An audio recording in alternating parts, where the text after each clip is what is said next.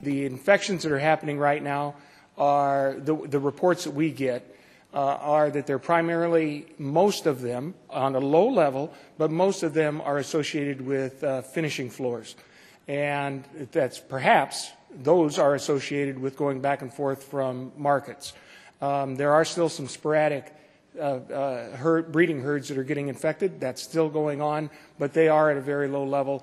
And the ones that are happening this winter, which remain at an extremely low level, given our experience from last year, are that they're primarily on finishing floors.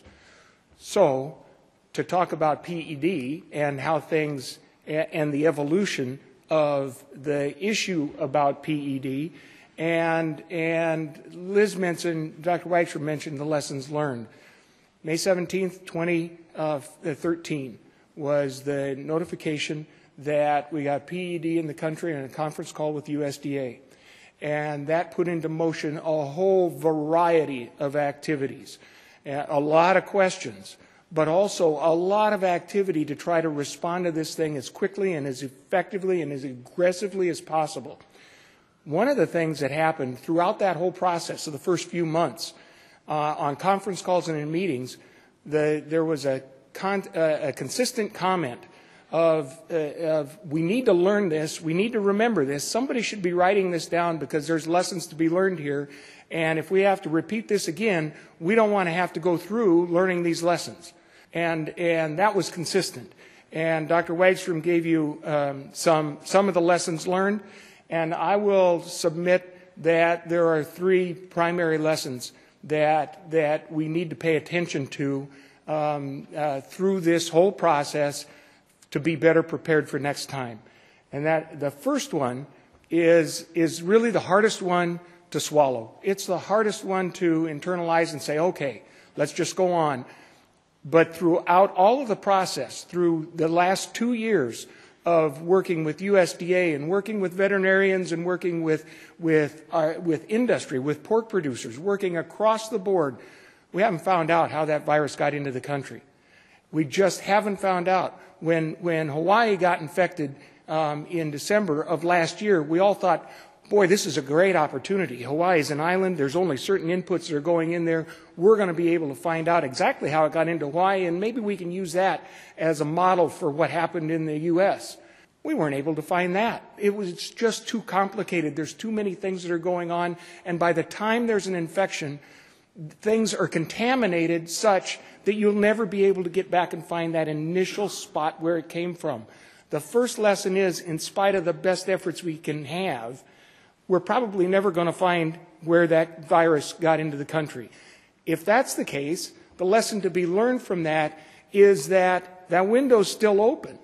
And in the last 2 years, we've found approximately half a dozen other viruses that we didn't think we had before, that are new, and then they look like Chinese origin, that we found in pigs in the country. Not high pathogenic things, but just new viruses. The window's still open. We've got international trade. We've got a global opportunity. And so that window of infection remains open.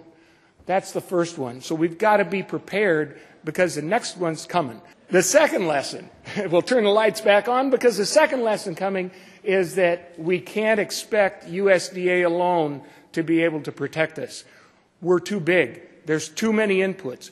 It's the tons and tons of material that come into the country, and Dr. Wagstrom said you're not going to be able to inspect your way to freedom or you inspect your way to protection. There's too much stuff coming in.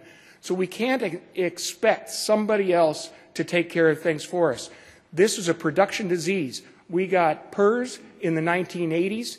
We got circovirus in the 1990s. We've got PED now. And even pseudorabies. When we got pseudorabies back in the day, that was a production disease as well. These are production diseases that are outside of the scope of USDA to address for us, like foot and mouth, like classical swine fever, or like African swine fever. It's our disease. And that was the message they gave us on May 17th. It's your disease. We're here to help you. We don't know what our authorities are, but we're going to help in any way we can. It's our disease. We've got to take responsibility for it. There's got to be state, federal, industry cooperation and collaboration and coordination to do it. But still, the first two tenets hold. And Dr. Wagstrom talked about some of that coordination that has to happen with a disease response plan, but still those first two tenets hold. That we're going to get another one. I'm sorry to say, I'd love to tell you that we've got it fixed. We're going to get another one, and when we get it, we've got to have responsibility ready, and we've got to be prepared for it to respond to it in a good manner, because it's going to come. So that leads to the Swine Health and Information Center. The Swine Health and Information Center's mission is to protect and enhance health, global disease monitoring, look over the hill and help predict what's going to come at us, targeted research investments, research into the tools we need to be able to respond when it gets here, and analysis of swine health data, analysis of the data to help affect decisions that are made about swine health, decisions that are made about the health of your herds by you and your veterinarians on the farm. Not abstract things, not something that somebody in some office is figuring out, but the decisions. This center is to help you make decisions about how to affect the health of your pigs. In summary, this is really the things that it's supposed to be doing. Identify the biggest threats and be better prepared. Have diagnostic capabilities in place.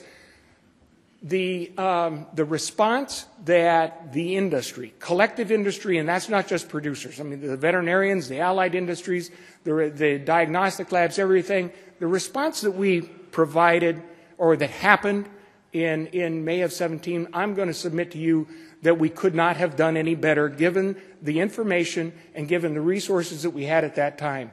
The diagnostic labs in the land-grant universities dropped everything they were doing to respond to help us develop diagnostic tests so we could find this thing. We couldn't find it. We couldn't test pigs for it. We didn't know if they'd been exposed. We couldn't tell from their blood if they'd been exposed. They dropped everything to make that happen. That took 4 months or better. We had virus in the country when we found it, when it was identified, announced in May. We looked back, and it had been here since April. So that's a 6-month opportunity there for that virus to be doing things that we should have been better prepared for and better prepared with diagnostics and tools in order to address it. The center is going to put research money into ensuring that that doesn't happen again. Another lesson learned. It also will inform producer decisions.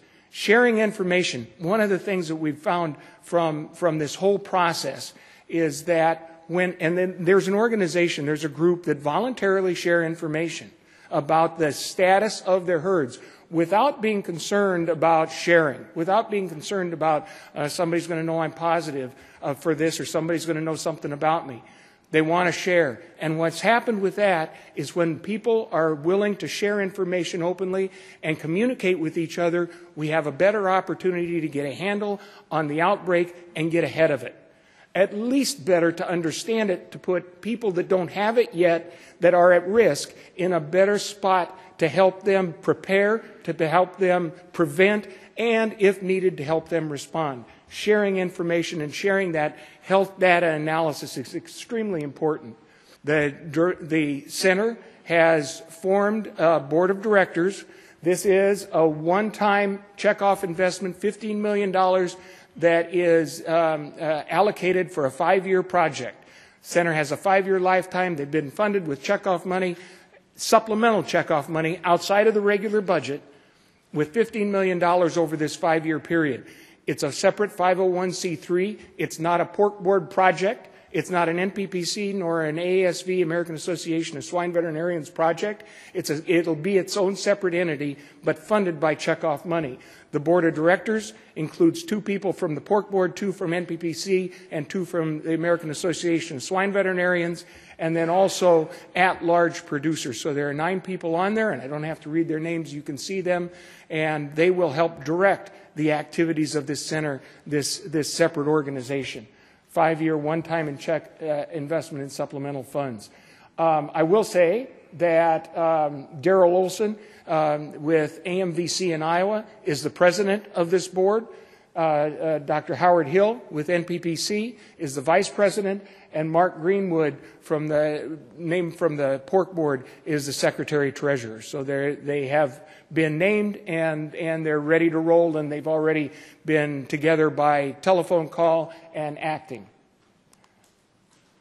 So that's the overview, and simply the message is, so what are you going to get? Again, what's the deliverables about this?